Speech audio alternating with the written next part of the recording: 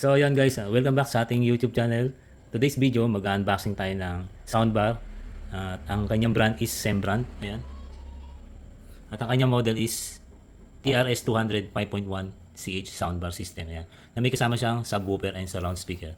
So ito yung pinaka soundbar niya, ito yung pinaka subwoofer. Din nandito sa loob yung dalawang surround speaker. So tara guys, buksan natin. So ito muna natin, unahin muna natin buksan guys. Tabi muna natin ito.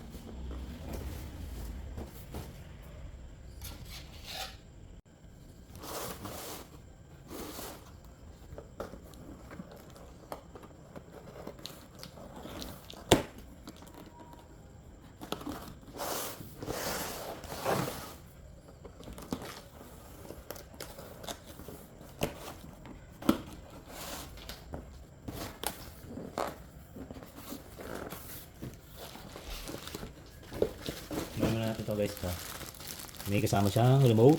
Ayan. Then ito yung mga jack and battery. Then ito yung pinaka user manual. Tapos meron siyang kasamang tox. May screw. Just in case na gusto nyo i-wall mount.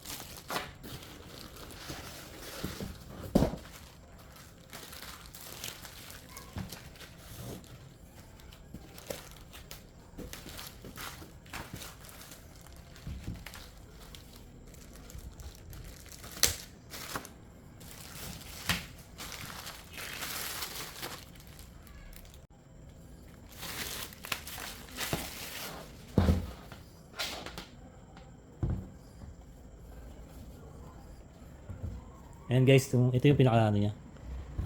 Soundbar. Ayan. Sukatin natin guys kung gaano kahaba.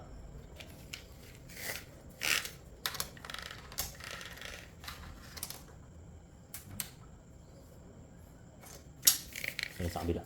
Para makita nyo guys.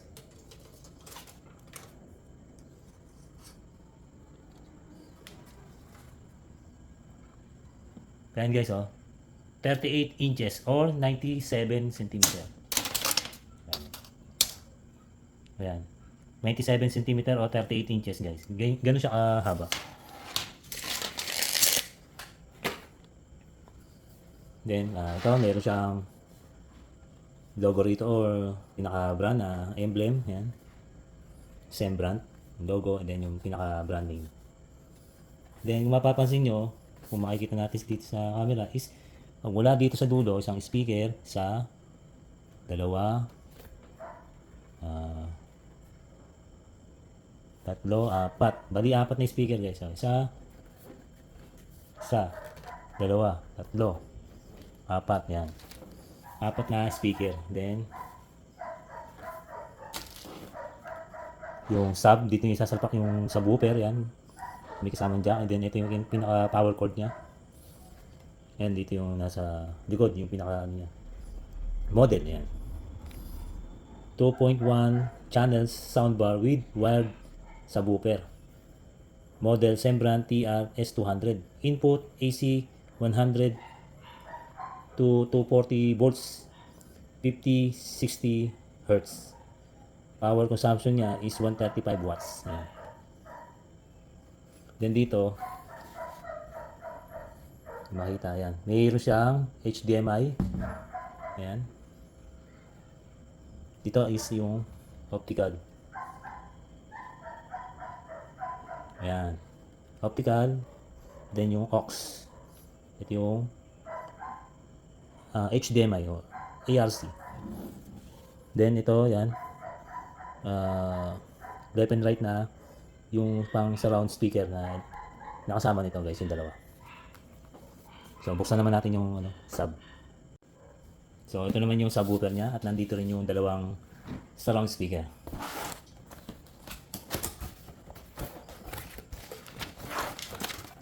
Yan, may kasama pang resibo from Sembrand. Yan.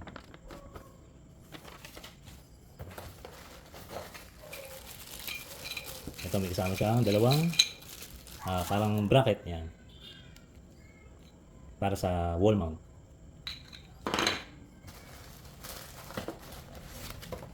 Then ito yung dalawang surround speaker. Ayan guys. Mamaya i-testingin natin to kung gaano kalakas. Ayan guys, oh.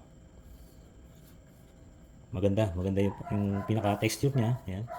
Parang may makintab dito din. Ito yung pinaka-speaker niya, yung pinaka-mesh. Ito yung sa puting niya. Para mayroon siyang goma guys. Para hindi siya, kung mag-vibrate man, hindi siya gumagapang.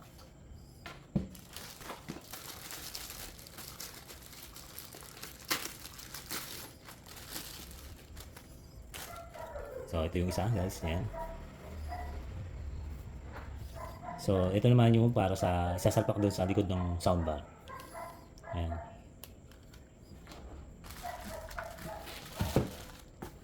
And then ito yung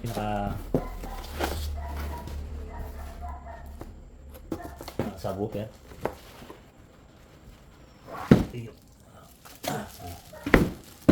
Ayan. Ayan na kayo guys. Excited lang eh. Bukas natin yung plastic.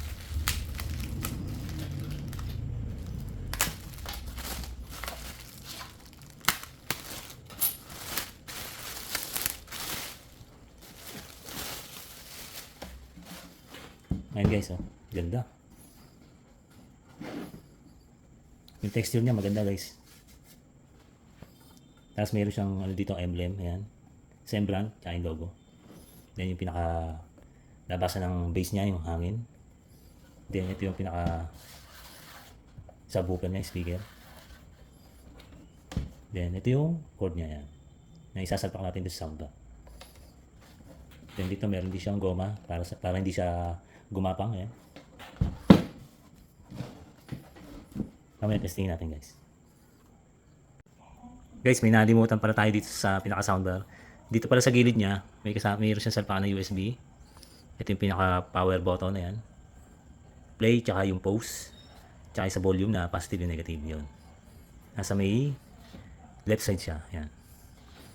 Ayan guys yung ating soundbar.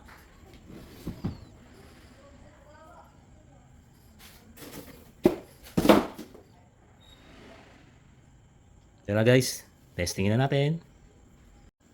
Ayan guys, nakasalpak na yung mga speaker. Pakita ko sa inyo. Ito yung yan sa subwoofer yan guys. Then yung dalawang speaker is dito. Yung sa left and right sa likod. Yan. Ibubuksan na natin dito.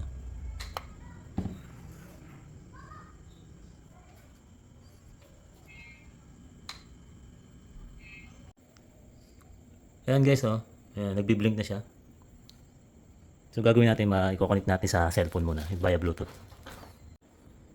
Ayan guys, pagka binuksan yung Bluetooth nyo, ayan, may lalabas na Sembran TR-S200. Click lang natin. Ayan, pair lang natin guys. Paired.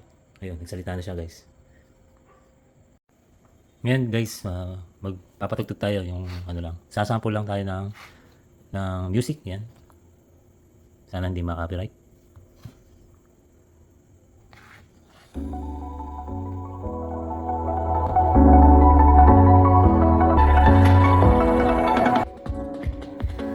So yun, sobrang lakas guys. Tapos dito, pwede nyong i-pause yan. Pindutin natin to. Ayun, nawala yung sounds guys. Dahil naka-pause yan. Ayan. Pag pinindot ulit natin to, magpi-play na siya. Ayun.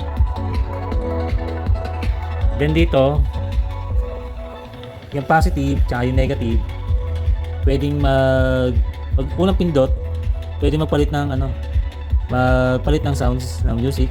Try natin. Isang pindot na sa plus. Ayun. Ayun, ipalit siya. Ito naman negative.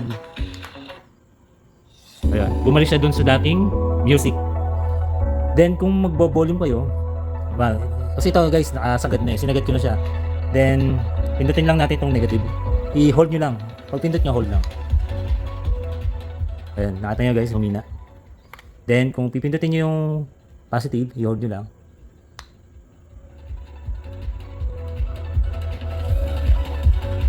Ayan na.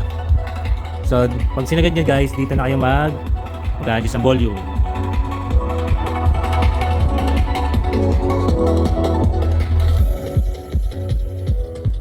Sa hangin guys.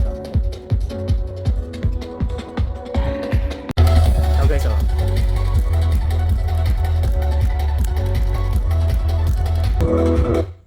So yun guys, na-testing na natin yung sounds niya, yung volume, yung on and off, yung Bluetooth mode, at kanyang yung play tsaka yung pause niya. Guys, ito, susubukan natin ang remote control niya. Ayan. May tatak siyang Semblant. Ayan. Power on, mute, volume control, fast forward, pause, and play music, movie, mode, etc. etc. Ayan. Ayan, may volume siya sa front. Itong send. Ewan ko na, ito sa rear. Ayan. Mamaya subukan natin. So, pindutin lang natin to, itong power button. Ayun, milaw na guys. Then, mag-try ulit tayo ng Bluetooth mode. Ayan. Paired. Yung pair na siya. Tapos, YouTube tayo. Ayan ulit. Try natin mag-volume control gamit yung remote. Naano natin. So guys, pindutin natin tong movie. Babago tunog yan. Medyo lumakas siya. Pag naman binalik ko sa music, kaya parang siyang humina, then medyo ma-bass. Try natin mag-volume.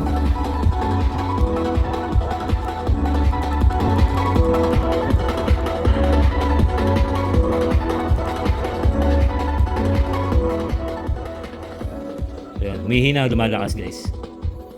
Then dito, hindi ko malaman kung saan to. Basta i-ano nyo na lang guys. Parang volume control to ng mga speaker eh. Then ito yung pause. Ayan. Then play. Ayan. Kailangan talaga itututok nyo guys eh. Then ito yung pass forward o playback. Forward yan. Ayan.